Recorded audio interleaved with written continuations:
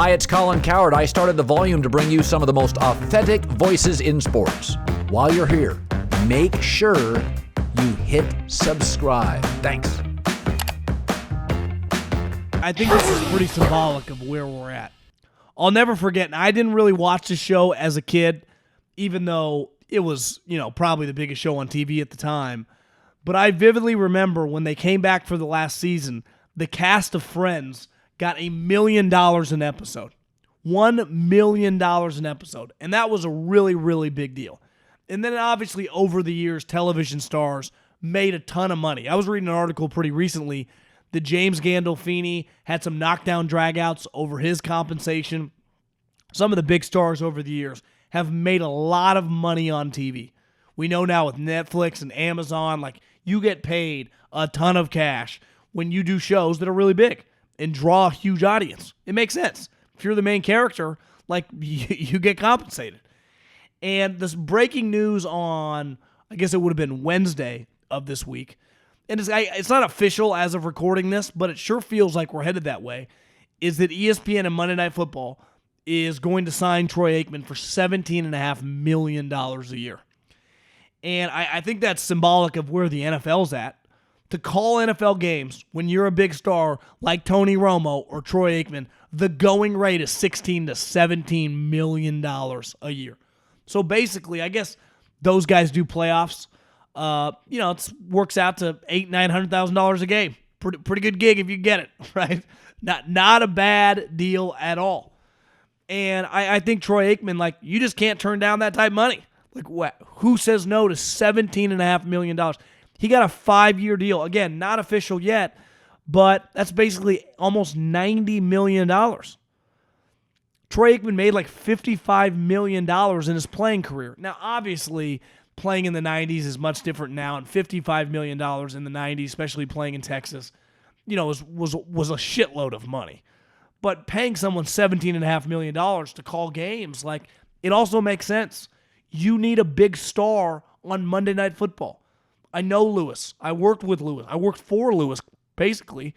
But here's the problem with the Monday Night booth, and the last couple have been this way. Three-way booths, they do not work, especially not for major games. I need a two-man booth. That's the way it works. Give me a play-by-play guy and give me an analyst. Give me Al Michaels and give me John Madden. Give me Pat Summerall and give me John Madden. Give me Al Michaels and give me Chris Collinsworth. Give me Tirico and give me John Gruden. I can't have three guys. We're not hosting a podcast here. We're calling 3 hours of a primetime game. And that just was not working. It was not working. And here's the other thing. We've been saying it now for 5 years. They've desperately wanted a big star. And if you have a Monday night crew, you would not just randomly put Peyton and Eli on your sister channel to take away from the rating. That was pretty telling. And let's face it, you want to know why they did that? Because they wanted one of those two guys to have the job. But you know what those two guys don't have to do? Because unlike Troy, who made $55 million, now Troy's made a ton of money the last 20 years, and Troy clearly likes doing this, and this has been a huge part of his life. The Mannings on the field made a combined $550 million. Off the field, who knows? I mean, Peyton was one of the great spokesmen for brands over his playing career. Eli played in New York City. Those guys are worth hundreds of millions the moment they retire.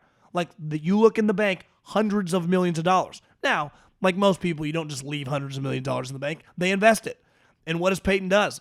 From some people that I've known, I've heard Peyton has made some incredible investments. Obviously, some of the ones we know about publicly, but ones that you don't know about publicly. Elite investor. Why? Because think who he's running with. Peyton Manning plays golf at Augusta, with the most important businessmen in America. Who do you think Eli drafts off of? He's in that crew. So money, it's not the same when Troy retired. Not that he needed money, but he immediately just went back to work. Peyton and Eli did not have to do this. And ESPN begged, which made sense. Because if you got Peyton or Eli as one of your announcers, Peyton would have been the biggest star in the history of television, at least on signing. Now, whether he would have been elite, I think it's fair to say he probably would have been. Troy's good. Is Troy John Madden? No. Is Troy I would even say John Gruden kind of crazy personality? Of course not. But Troy is really solid. And here's the other thing. He's really famous. One key, I think, with any league is to keep some of your star players surrounding your league, having them involved with your league, having them call games. I mean, sometimes I turn on the television on Sunday and we complain about these broadcasts. It's like, oh my God, who's calling this game? This is terrible. And I'm not going to try to throw anyone under the bus, but the Barbers, there's some terrible former players that do some of these games. Now, just because you were a famous player, it was a little before my time, or at least I don't remember watching it, but Joe Montana did games, Bill Walsh did games, and they weren't good. So just because you're famous doesn't mean you're going to be good. But there are some famous guys, and I said this about Drew Brees. I'm like, this ain't going to be Drew Brees' lane. Like, part of talking for a living, you got to be able to be critical. Because you know who you're talking to? The fan, the consumer, the guy paying for everything. The most valuable thing the NFL has right now is our attention. Because the most valuable thing any of us have in life is time. Who we're willing to give time to. Can someone buy your time? Can they offer you $100,000 to go to work for them 9 to 5? That's pretty valuable. You spend a lot of time at work, right? Everything beside maybe your wife, someone is doing something for your time. Who you pick and choose to spend time with. And one thing's clear when it comes to television, we spend a lot of freaking time with the National Football League. And Monday Night Football, they had to get a big fish. They couldn't keep going like they were going.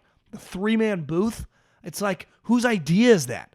Some of these people, these executives, why the volume's having success, Colin is the guy making these decisions. He's been in it for 20, 30 years.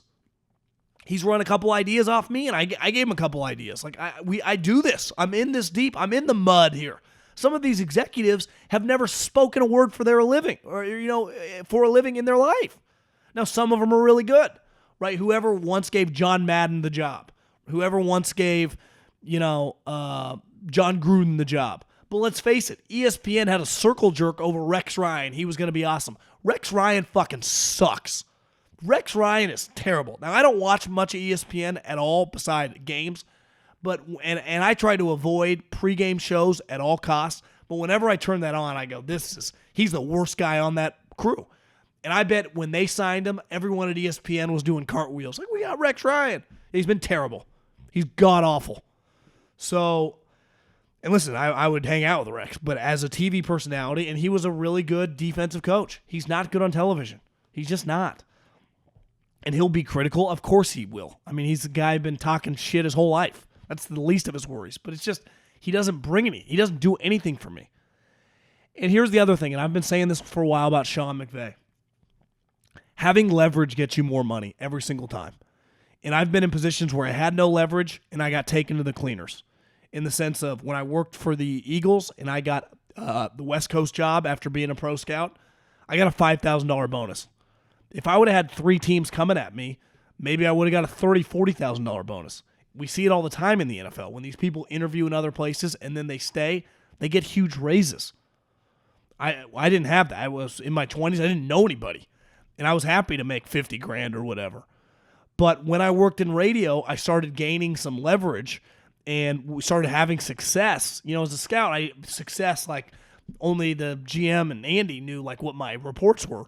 Once you get in radio, you start hitting some rating bonuses. You're like, okay, they want to keep me. It's going to cost a little bit more. And obviously in podcasts, we've had success doing this. I've had quote unquote leverage on my side. And again, like part of doing business with people, this is a unique business that I'm involved in. I view it more as a partnership. So it's less about like when you work for corporations, you have to have leverage. And ultimately, I've said this for about Sean McVay. He is the poster guy. He is the face of the franchise. Not Aaron Donald, not Matt Stafford, not Cooper Kupp. When you think the Los Angeles Rams, you think Sean McVay, and you think SoFi Stadium now. And obviously, they just won the Super Bowl, and his value, he's been in 2 Super Bowls in 4 years, and he's won 1. Now, is he a $20 million coach? He actually makes some mistakes in games. He's not always the most aggressive on 4th and short. And in the NFC Championship game, he didn't have any timeouts in the 4th quarter. That if Jimmy Garoppolo wasn't playing like crap, then the 49ers should have won the game. But right now, the going rate for guys like Sean McVay, and would Sean McVay be great at TV? I don't know. He's never done it before. But if I had to bet on him, I'd take Sean McVay over Drew Brees. I'd take Sean McVay over Rex Ryan. I'd take Sean McVay over Sean Payton. But the going rate for Sean McVay, who makes like $10, $11 million right now for the Rams, is $16, $17 million. We've just seen the market get set by Tony Romo and Troy Aikman. So we know the guy that makes the most in the NFL is Bill Belichick. And unlike, I got in an argument today on social media, like, these guys, you don't know how much, these are not public companies. And unlike players, when it comes out like free agencies in a couple weeks, when a guy gets paid, we're going to know right away, right? And the money's, without guaranteed money, it's hard to ever know when a guy immediately gets paid how much he's truly making.